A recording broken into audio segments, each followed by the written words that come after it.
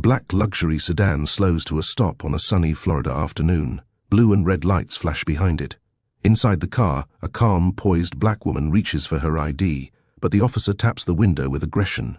"Step out of the vehicle," he says. She smiles quietly and replies, "Do you know who I am?" What happens next? You won't believe who she is and what she does. It was a humid Thursday afternoon in downtown Miami. The sun scorched the pavement, and traffic was just beginning to thicken with the post-lunch rush. State Attorney Danielle Carter, dressed sharply in a navy blue pantsuit, drove her black Tesla through Brickell Avenue. Her windows were rolled down slightly, music playing softly in the background. She was returning from a juvenile justice reform roundtable, just another day in the fight for equity. But then, flashing blue lights erupted in her rearview mirror. Danielle raised an eyebrow. She hadn't sped. She hadn't run a red light. She hadn't even changed lanes. Still, she calmly signaled, pulled over, and turned down the volume. She reached into her glove compartment, not for her license, but for her state ID badge, the one that made it clear exactly who she was. Two white officers stepped out of the cruiser, one visibly younger than the other. Their body language was tense, their hands too close to their holsters for a routine stop. The older officer knocked on her window. "License and registration, ma'am." Danielle handed over her badge first. "State Attorney Danielle Carter. May I ask what this is about?" The officer didn't even glance at the ID. "That's fine, ma'am. License and registration, please." She narrowed her eyes, handing over the documents slowly. Her tone stayed calm, but firm. "Of course. But again, I'd like to know the reason for this stop." Instead of an answer, the younger officer circled her vehicle, peering into the back seat like she might be hiding something. Danielle's hand subtly pressed record on her dashcam app. A silent storm was brewing, and neither officer had any idea who they'd just pulled over or what was about to unfold. Danielle watched with measured patience as the officer scanned her ID, finally. Still, his face didn't change. No hint of recognition, no sign of apology. Instead, he looked past her like she was invisible, as if the badge she carried wasn't worth the leather it was stitched into. "Do you have any weapons in the vehicle?" he asked bluntly. Danielle blinked. "Excuse me?" "It's a routine question," he replied, now glancing at the recording dashcam on her phone. His eyes narrowed for a split second before moving away. "I'm a state attorney," Danielle said again, more firmly this time. "This is my work vehicle. I've committed no traffic violation, and you still haven't told me the basis for this stop." The younger cop chimed in now. "Ma'am, we had a report of a suspicious vehicle in the area matching this description. A black Tesla," she said, incredulous. "Driven by a professional black woman in daylight on Brickell Avenue." He shrugged. "Just doing our job." Danielle had seen enough courtroom performances to know when someone was stalling, and this was it. They weren't sure what they were looking for, and now they were trying to retroactively justify the stop. Then something strange happened. The officer walked back to their cruiser but didn't return. They were waiting. Danielle's phone buzzed. A text from her assistant read, "Chief Fernandez just called. Are you okay? Officers reported a traffic encounter with you." She stiffened. The police had already reported her before anything even happened. Danielle gripped the wheel tighter. This wasn't just profiling. This was a test, and they didn't realize she was about to grade it herself. Danielle stared at the blinking cursor on her phone for a moment. Her assistant had never sent a message like that. Ever. The fact that the chief of police had already been notified meant this stop was being tracked from above. And yet the two officers at her window acted as though they were untouchable. She hit dial. "Chief Fernandez," a voice answered almost immediately. "Danielle, are you all right?" "Define all right," she replied, watching the two officers linger in their car like they were waiting for backup or a reason to escalate. "I've been pulled over without cause. Your guys aren't explaining a thing. I'm sitting here holding my badge and my patience." The chief cursed under his breath. "Do not move. Stay calm. I'm on my way. That's my promise." She ended the call and looked into the side mirror. The older officer had stepped out again, this time approaching more cautiously. "I'm going to ask you to step out of the car," he said. Danielle tilted her head. "Are you detaining me?" "No, but then I'm not stepping out," she said flatly. "And this entire exchange is being recorded, audio and video." The officer's lips thinned. He didn't like losing control of the narrative, but Danielle had spent her life deconstructing bad narratives, especially the ones written for black professionals like her. 10 minutes later, an unmarked black SUV pulled up. Out stepped Chief Fernandez, suit still rumpled from his desk, but face stern like he already knew heads were about to roll. The officers visibly flinched. "Step back," he ordered the patrolman. "Now." Danielle slowly stepped out of her vehicle, meeting the chief's eyes. I told them who I was. They didn't care. I do, he said, and they will too. The street, once quiet, was now teeming with whispers. Pedestrians had stopped. A few raised their phones to record from the sidewalks. The sight of a black woman in a suit being pulled over and surrounded by police wasn't new, but the presence of Chief Fernandez made it different. He turned sharply toward the officers, voice low but cutting. You stopped State Attorney Danielle Carter. Can either of you explain why? The older cops swallowed hard. We thought the vehicle matched a Bolo, black Tesla, tinted windows, suspicious in this area.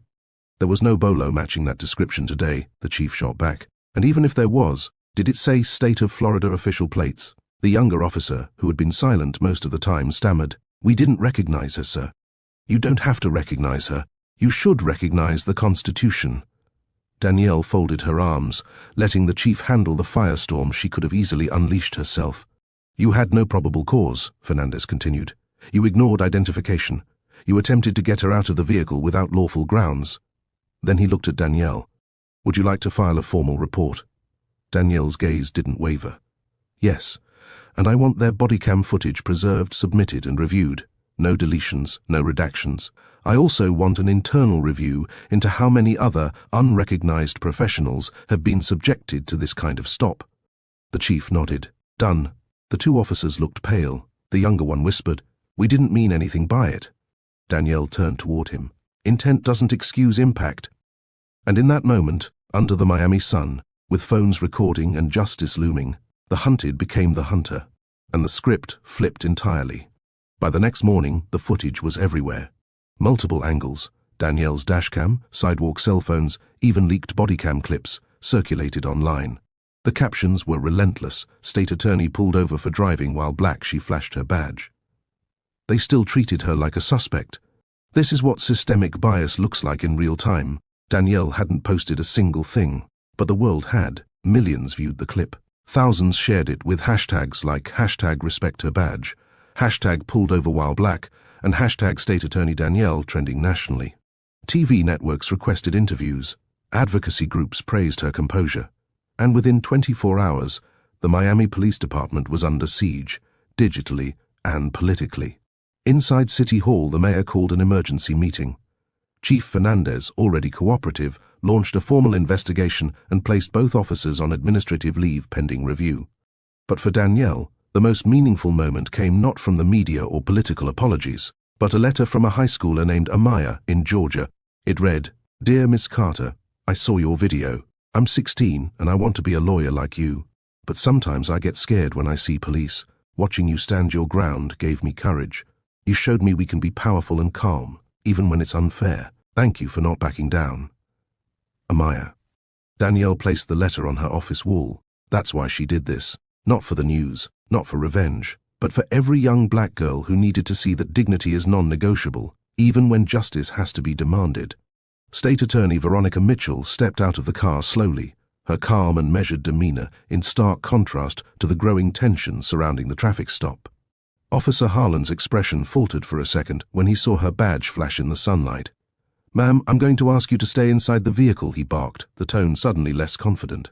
I'm sure you are, she replied coolly, but you just pulled over the chief prosecutor of this county. I suggest you choose your next words very carefully. A second officer, younger and visibly nervous, whispered something to Harlan. There was a shift in the energy. They hadn't expected this, hadn't expected her. They were used to people being afraid, but Veronica didn't blink. What was the reason for the stop? She asked again. Harlan stammered. Routine check. We received a report about a vehicle matching this description involved in suspicious activity. A black woman in a black BMW. Is that the suspicious activity? No one answered. The dashcam was still rolling. The tension was recorded in full HD. Veronica didn't shout. She didn't need to. Her voice had the weight of every courtroom she had ever stood in, every injustice she'd fought against, every young black man she'd defended when no one else would. I'm going to need your badge numbers, she said quietly, taking out her phone, and I want this interaction preserved, because what just happened here, it's not going to disappear. Harlan's face flushed red, but before he could speak again, her phone rang. The caller ID read, Governor's Office, and just like that, the game changed. The phone buzzed in Veronica's hand like a war drum. The second the officers saw Governor's office flash across her screen, both their expressions shifted. Harlan took a discreet step back. Veronica answered, turning slightly so the bodycam wouldn't pick up the full conversation. "Yes, Governor?" Her voice was even, controlled, but her eyes, sharp as steel, never left the officers. On the other end, Governor Elena Castillo's voice was clear and furious. "I just got a call from the Transportation Commissioner. They pulled you over. Are you safe?" "For now," Veronica answered. "But you need to hear what's happening." Behind her, the second officer was now frantically tapping into his patrol computer, clearly trying to confirm her identity. Harlan, meanwhile, had gone quiet, beads of sweat beginning to line his forehead. "I'm putting the chief of police on a three-way call," the governor said. "Don't hang up." Within moments, the chief's gruff voice joined the line. "Veronica, I swear I had no idea. This shouldn't have—" "It did," she cut him off. "And your officers are standing right in front of me. No probable cause, no explanation, just another stop based on race and assumption." The weight of her words hung heavy in the air. The chief was silent. Then the governor spoke again. "Tell the officers to step back. You're going to proceed to your meeting, and we'll deal with them." Veronica clicked the speaker button and looked Harlan dead in the eye. "You're on the line with the governor and the chief of police. You're being ordered to stand down." Harlan's mouth opened, then closed again. He took a step back, eyes wide, and for the first time since the stop began, silence took over. But not for long. Veronica slid back into her car, but not before ensuring her phone's video recording was still active. Every second had been captured, every insult, every delay, every stammer when they learned who she was. As she drove off, the real storm was just beginning. By the time she arrived at the courthouse, the footage had already been uploaded to a secure server and passed to her media team. Within 2 hours, a local news anchor had it in hand. By nightfall, national outlets were playing it on loop. State attorney pulled over without cause, takes powerful stand against racial profiling. The hashtag She Is the Law was trending. Thousands of black women across the country posted their own stories under it. Celebrities reposted the footage. Law students shared it as a case study. Parents showed their children what quiet power looked like. And inside the department, panic.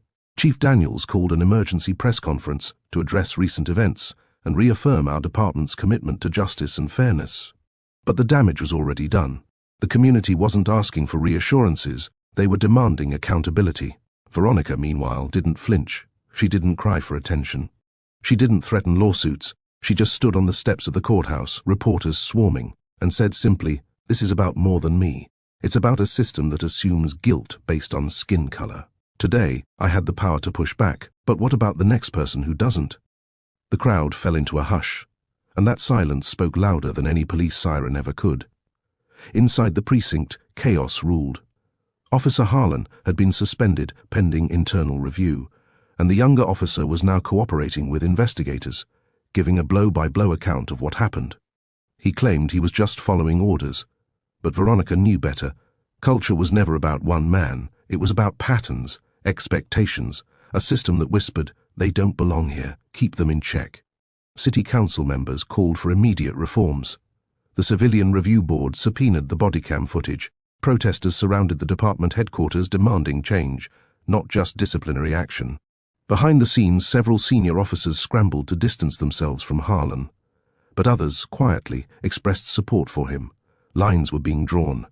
Meanwhile, Veronica received an invitation from the Department of Justice. "Your experience is vital. We'd like you to join a federal task force on civil rights enforcement." Her assistant placed the letter on her desk, looking nervous. "You think they're just trying to calm things down?" Veronica smirked. "Maybe. Or maybe they finally realized something. It's not just about calming things down. It's about waking people up." She didn't celebrate. She didn't take a break, because she knew one viral video wasn't enough. If the system was shaking, it was her duty to bring it down and rebuild it right. She didn't just want Harlan suspended. She wanted justice, systemic, lasting, undeniable. And now, the world was watching. 2 weeks later, Veronica stood again on the courthouse steps, this time flanked by allies. Civil rights leaders, local pastors, victims of racial profiling, and students who saw in her someone who looked like them and fought like hell. A massive mural had been painted on a nearby wall, Veronica, standing tall beside the words, "Know your rights. Use your voice." Her voice carried through the speakers, sharp and unwavering. Justice isn't a moment, it's a movement. And we're not done. In the background, a helicopter captured aerial footage of the crowd. Thousands stood in solidarity, young and old, black and white, chanting, "We are the law." Officer Harlan had resigned. A full-scale audit of the department's traffic stop records was underway. The governor announced new racial bias training statewide, with Veronica appointed as the oversight lead. This wasn't just a win, it was a signal that those who thought their badge gave them unchecked power were wrong, that assumptions based on skin could no longer be hidden behind protocol. Veronica didn't just defend herself, she changed the narrative. She didn't shout. She didn't fight fire with fire. She stood in truth and let the system answer for its own crimes. And as the chants echoed into the sky, she whispered to herself, more resolved than ever, "This isn't the end. This is the beginning." If this story made your jaw drop, imagine how many others face this in silence. Share this video to expose the truth, and subscribe for more powerful real-life stories that challenge the system and uplift the unheard. Because some voices demand to be seen.